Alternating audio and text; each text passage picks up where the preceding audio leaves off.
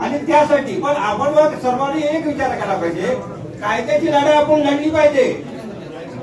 मगाशी आपल्या बाळासाहेबांनी विचार मांडला की निजामशाही गॅजेटवरती त्यांना आपलं आरक्षण मिळाले. माझ्या बांधवांना आणखी एक सांगणं आहे, जसं निजामशाही गॅजेटवरती जर आंदोलन मिळू शकतं किंवा त्यांना जर आरक्षण मिळू शकतं, तर आपण इंग्रजांच्या कालावधीमध्ये सामाजिक शैक्षणिक जे आरक्षण आपल्याला मिळत होतं ते तिजोरी कुंभी म्हणून का मागू नये याच्याबाबतचा आपला ठराव भविष्यामध्ये होऊन याच्याबाबत आपण जायला हवं असं मला वाटतंय.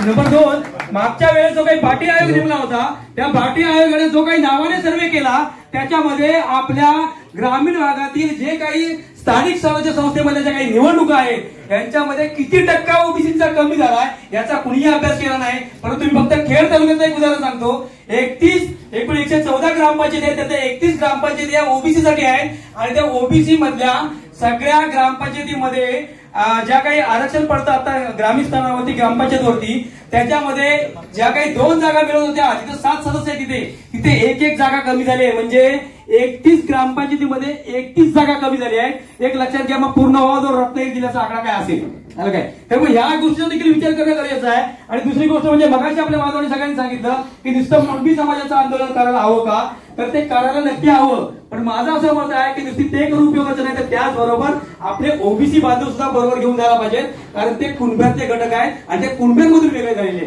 आलं काय.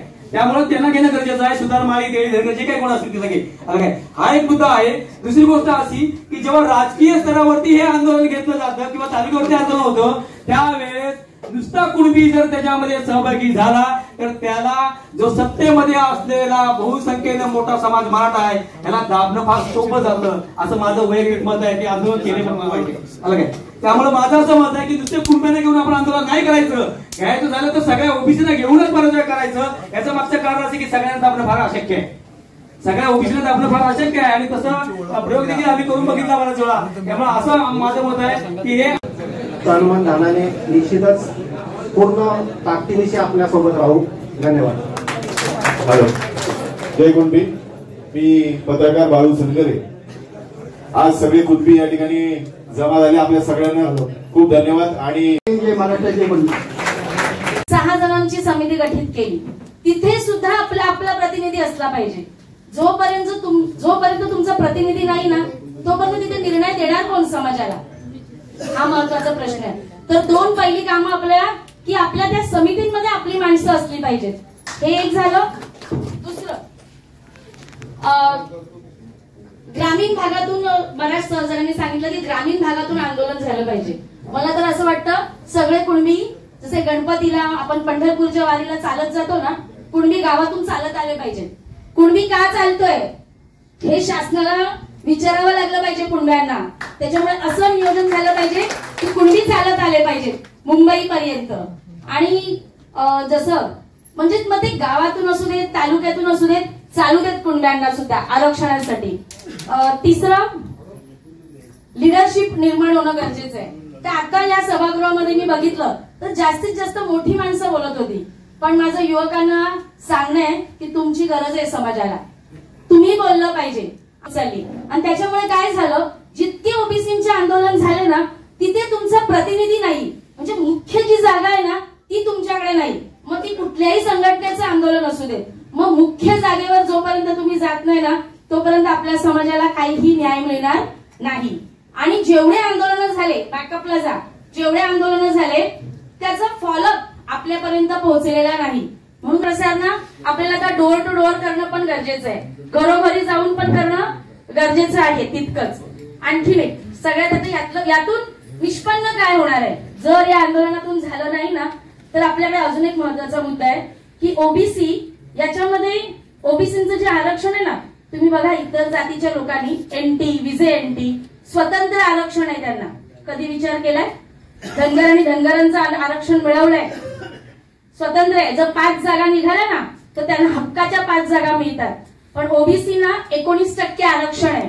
विकली जातात ती नेतृत्व विकली जाणार नेतृत्व आपल्याला घालायचे आहे, एवढं मी या ठिकाणी सांगतो. कारण ही नेतृत्व जी विकली जातात ती आपल्याला पुढे भारी पडतं. संघाने याच्यावर सुद्धा विचार करावा.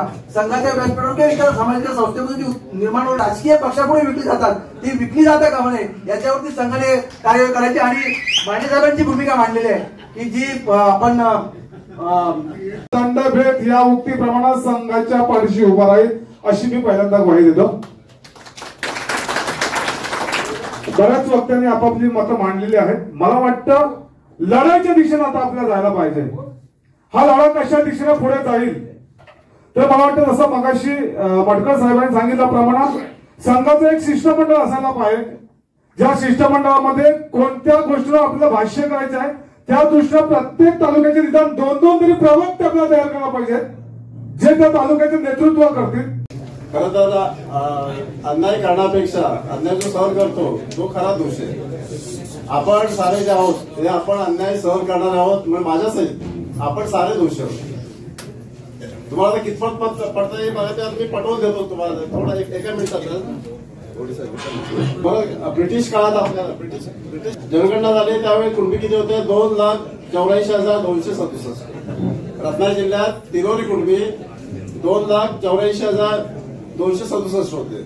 आणि या तिलोरी कुणब्यांसाठी रत्नागिरी जिल्ह्यातल्या तिरोरी कुणब्यासाठी शेड्यूल टाईपचा आरक्षण ब्रिटिशांच्या दिलं होतं आपल्याला. कोणत्याही परिस्थितीमध्ये आरक्षणामध्ये म्हणजे सोशली इकॉनॉमिकली बॅकवर्ड क्लासमध्ये जो सुप्रीम कोर्टाने निर्णय केलाय त्यानंतर आज मराठा आरक्षणाचा प्रश्न मिटलेला आहे. पण मग मराठा समाजाला जेव्हा कळलं की आपण आता मराठा म्हणून ओबीसी मध्ये येत नाहीये त्यावेळेला त्यांनी तो 2004चा जो JR आहे त्या JRचा आधार घेऊन कुणबी मराठा आणि मराठा कुणबी यांचा जो समावेश आज ओबीसी मध्ये केलेला आहे त्याची पळवाट शोधून त्या वाटेने ते आज संपूर्ण मराठा समाज आज ओबीसी मध्ये येऊ पाहतोय. ज्यांच्या माध्यमातून झालं चाकरमानी हा शब्द काढून टाका आणि कोकणकर म्हणून आपल्या सर्वांना सरकारने एक 5 ते 6 दिवसात JR काढून त्याच्यावरती शिक्कामोर्तब केलं असं नेतृत्व करणारे आदरणीय वालमदादा यांनी आजच्या सभेला संबोधित करावं. सन्माननीय व्यासपीठ आणि उपस्थित सर्व समाज बंधू आणि भगिनींनो, सर्वांची मनोगत ऐकली. वेळ भरपूर झालेला आहे परंतु वेळ बघण्यापेक्षा समोर आलेलं संकट बघणं फार महत्वाचं आहे. सर्वच सांगतात आपण इथे कशाला जमलो आहे. संघाने आदेश दिला, मातृसंस्था आहे आपली. या संकटाला सामोरं कसं जायचं लाट मारण्यासाठी देखील आपण सज्ज व्हा. लढ्याचं रणशिंग फुंका. अन्यायाने भोगली सजा जागा झाला कुणबी राजा. जागा झाला कुणबी राजा. योग आणि प्रबोधन करून कुणबी समाजाला संघटित करायचं बाबासाहेबांनी सांगितलंय. शिका, संघटित व्हा आणि संघर्ष करा. आता संघर्ष केल्याशिवाय पर्याय नाही. ते हरिपंगावर देणार नाही. आपल्याला लढाई करायला पाहिजे. लढ बापू लढ, लढलेच पाहिजे. त्या दराकीच्या समोर झुकलं हे नाकारून चालणार नाही. आणि मग हे मुळातच घटना पाहिजे सरकार मी मानतो.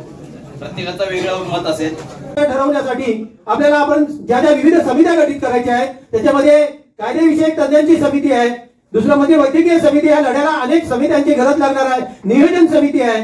इतर तांत्रिक आणि कायदेशीर बाबीच्या दृष्टीने आपल्याला समिती गठीत करायची आहे. त्यासाठी प्रत्येक तालुक्यातून त्या त्या क्षेत्रातला तज्ञ अशी व्यक्तिमत्व आपल्याला त्या समितीवरती घ्यावी लागणार आहे. पण मित्रांनो यासाठी जास्त वेळ खर्च करावा लागणार नाही. आपल्याला या लढ्याचं लवकरात लवकर तारीख आणि पुढची घोषणा करावी लागणार आहे. यासाठी आपण प्रत्येकाने तालुका शाखा म्हणून, विभागीय शाखा म्हणून, विविध संघटनेच्या माध्यमातून असलेल्या प्रतिनिधींनी या संपर्कात राहून आपल्याला या लढ्याचं रणशिंग ज्यावेळी संघाच्या माध्यमातून ती तारीख जाहीर केली जाईल. पण त्याआधी आपल्या वाडीत, आपल्या गावात, आपल्या कुटुंबामध्ये सोशल मीडियाच्या माध्यमातून विविध ग्रुप तयार करून, विविध निवेदनं तयार करून, पण मात्र संघाच्या आदेशाच्या पलीकडे जाऊन कुणीही कुठल्या पद्धतीने त्या ठिकाणी आपली संदेश किंवा विविध या पद्धतीचा संदर्भ घ्यायचा नाही. शिस्त ही संघाची, आदेश हा संघाचा आणि प्रत्येक कार्यकर्ते तो शिरसावंत मांडला पाहिजे. विरोधात कुठल्याही बाबतीत अडचण निर्माण होईल अशा पद्धतीचं वक्तव्य किंवा मेसेज त्या ठिकाणी टाकू नये. यानंतर आजच्या सभेला सन्माननीय संघाध्यक्ष अनिलजी नवगणे साहेब यांनी संबोधित करावं अशी मी त्यांना विनंती करतो. धन्यवाद. तेव्हा सर्वांना असं वाटत होतं, शासन असं बोलत होतं की तुम्ही किती काय केलं तरी सुद्धा आम्ही यांना कुठल्याही पद्धतीत आरक्षण देणार नाही, आम्ही कुणब्यांमध्ये घेणार नाही. आणि आपले सर्व सणानिमित्ताने कोकणवासी गावी जाऊन बसले.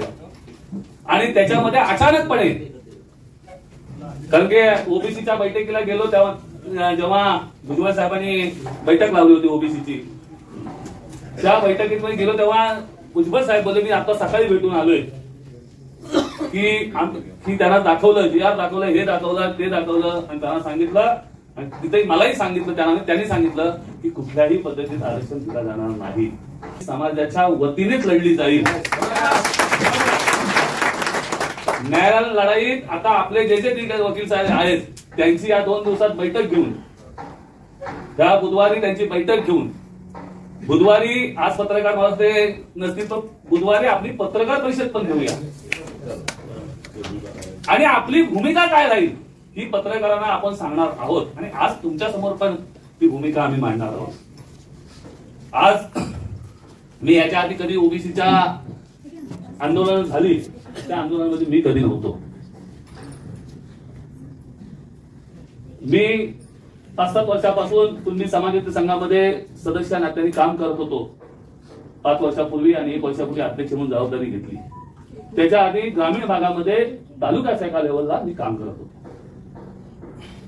त्याच्यामुळे कुणबी समाजाची जी जबाबदारी आहे ती ठोसपणे पाळण्याची जबाबदारी अनिल नवघणे ही जबाबदारी पार पाडेल.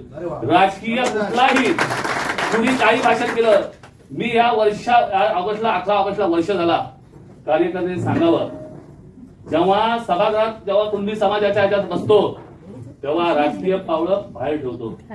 वेळ प्रसंगी माझ्या जिथं मी काम करतो त्यांच्या विरोधात समाजाच्या विरोधात बोलले तर बोलण्याची ताकद ठेवतो. ह्या जबाबदारी ह्या सगळ्या गोष्टी करत असतो. आज जवळजवळ समाज बांधवांचे भाषण त्यांच्या असणाऱ्या मनामध्ये असणारी खदखद ही पाहिली.